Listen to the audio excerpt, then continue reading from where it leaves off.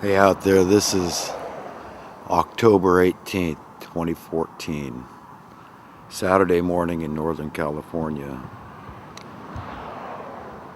just west of Paradise again. I'm looking west right here. Pretty spectacular bluffs over there.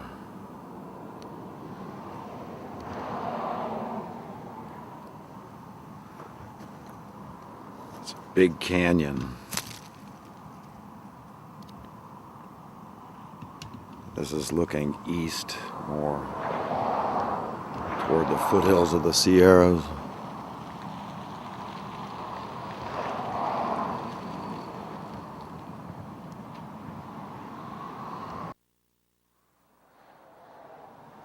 You know, I imagine most people that I'm talking to have heard the term a necessary evil. And today I wanted to ask if the jumbo underclass of the population is a necessary evil. And I wanted to point out the fact that the way that we believe is influenced largely by the things we're taught. And generally speaking, we believe the things we're taught if those things being taught are coming from people that are highly educated. And we're not talking wisdom necessarily, though that would be true education, would be having true wisdom. But we're talking about education in terms of secularism, in the ways of the world, in the established society, the established system that we have. And we're all very largely influenced by the people that hold these degrees, that spout the knowledge and teach us. And we look to the mainstream media as an outlet for, the most educated, the ones that are on top of, current affairs and all that is contemporary and relevant to the day and age we live in. So it's not just K through 12 and beyond that is influencing the way we think, but it is the mainstream media. And then, of course, it's all our peers, whether it's co-workers, friends, family, all those that hold degrees and are educated in terms of this secular established system.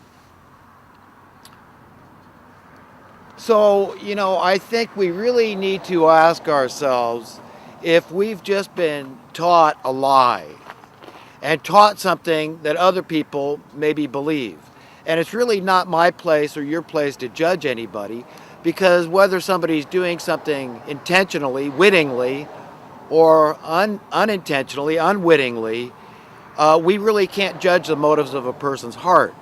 Although I firmly believe myself that the elements at the very top of this worldwide pyramid, the top of the dog pile, that these people are diabolical, and what they're doing is quite intentional and overt, and in fact they write books about it. And thinking of the Rockefeller class right now, that these people, these Illuminati, the New World Order, the globalists, they are quite open and frank about what they want to do. The Gates class, they want to get the Earth population down one way or another. They see humans as a blight on the Earth, that really we're the problem. And if we could just, reduce the numbers of the people that live on this planet, that would solve the problem, and they're in their sick minds.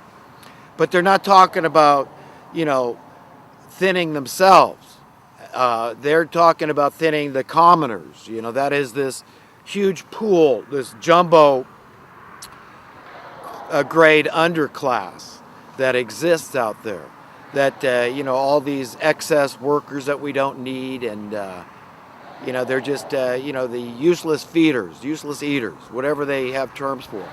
So it's a matter of fact that these people want to get rid of us, and I would point to the Georgia Guidestones and You can see they want to reduce the Earth's population by some 85+%.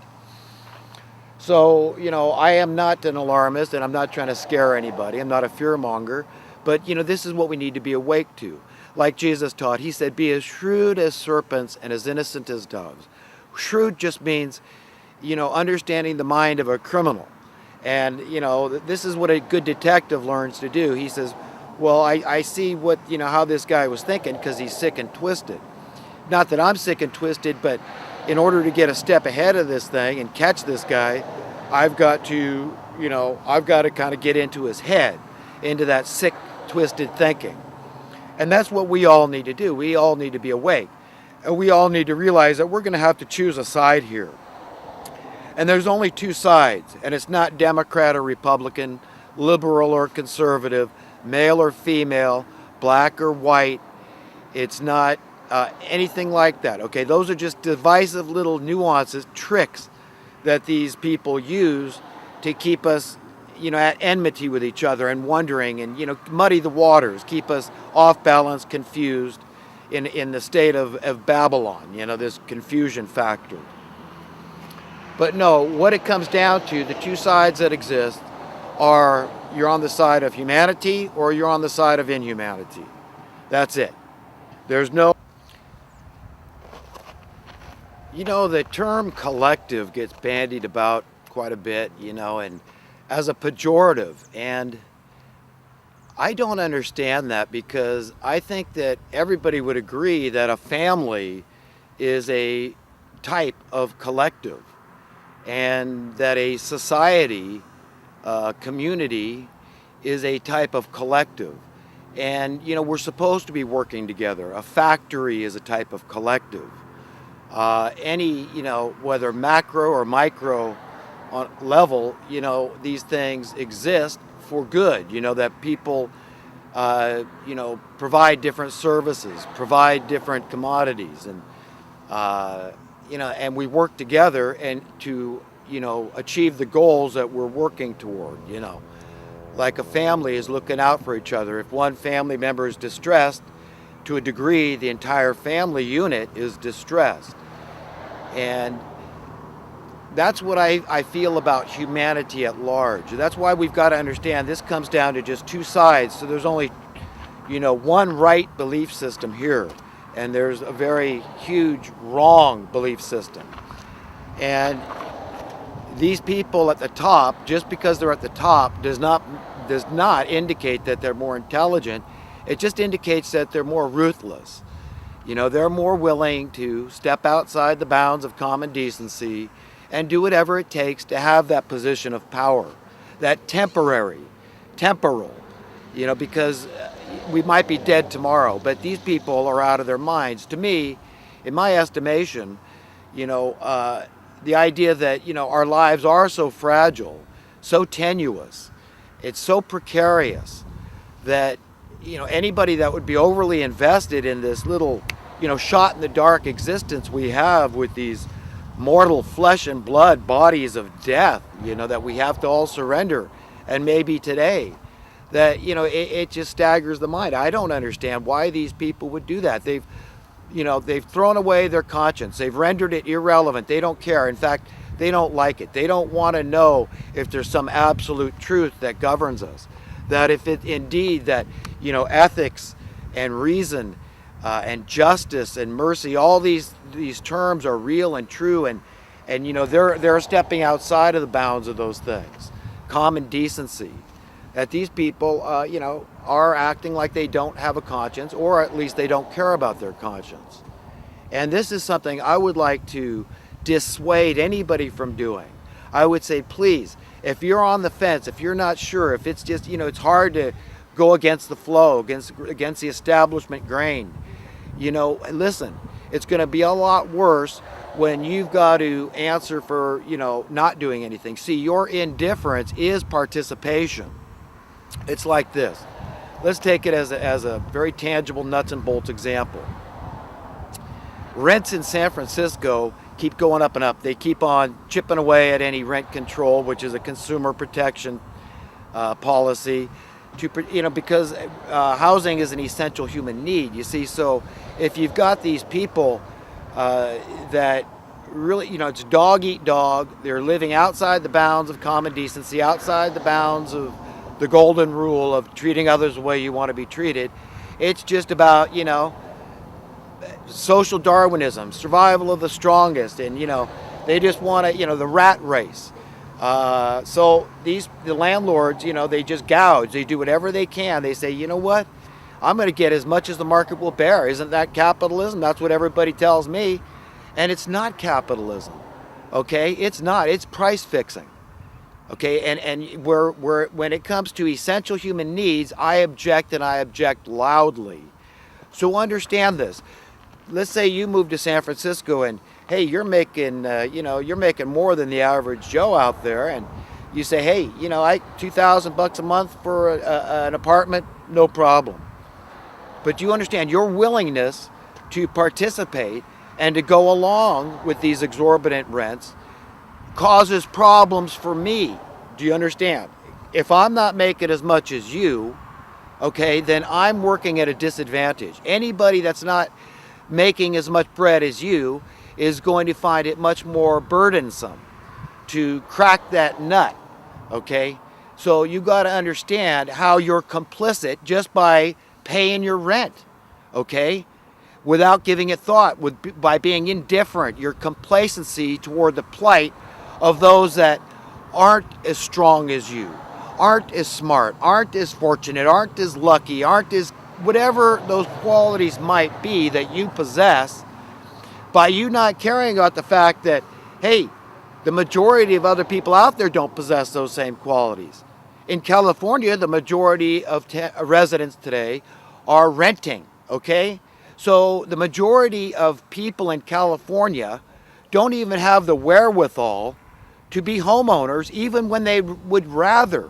Most people would much rather be an owner. Okay, this indicates that someday you'll be free from paying the rent. You'll have your mortgage paid off, and all you'll have to pay is your small amount in property taxes. But when you take the hope away from people, you create this malaise, this miserable miasma. Okay, this you sucking lemons paradigm, where it just, how hard is it going to get? They keep raising the bar. Let's see what they'll take before they revolt. Let the people keep dying out in the cold. More and more fall through the cracks of the social welfare system. Okay, dog eat dog, social Darwinism. So you understand how we've all been influenced to believe the things we're fed. That yes, we need this jumbo underclass out there that's persecuted for no reason, oppressed, financially terrorized, and why do we have to have it? There's no explanation for why we have to have it. The mainstream media doesn't explain to you, why we have poverty. What is the cause? And what can we do to stop it? What are the effects of poverty? Like pointing out that crime. Every time you hear of these crimes that involve financial desperation, whether it be extortion, or carjacking or burglary, or on and on and on, right? Okay? It's all related to people being oppressed. And I'm not justifying or excusing crime. I'm just stating a matter of fact. That the reason I got to live in a very dangerous society, okay, where I don't know what dark alley I'm going to walk down and get mugged, is because of these criminals. All the homicides that are committed out there. Do we think about all the nuanced social problems we have, like divorces, with all these home foreclosures, all the families that have been devastated by this, and these money printers? These are the ones. They knew what they were doing. They knew what havoc this would wreak in our society. They knew that this would create high foreclosures. I've been through real estate class. I know what they teach. They teach, hey, get ready, because when these people get caught holding the bag and they've got these overpriced mortgages they're paying on, okay, then you understand that they're going to start losing their homes. And this is going to be good business for landlords. Okay, this is what they actually teach. So they teach you, jump in there, be one of these vultures, get in there, be an opportunist, take advantage of the situation, become a landlord. So you become one of the overlords teamed up with the Federal Reserve money printers that have created this problem. So all you establishmentarians, you better understand what you're going to be answering for. Don't think that the only one you got to answer to is your people.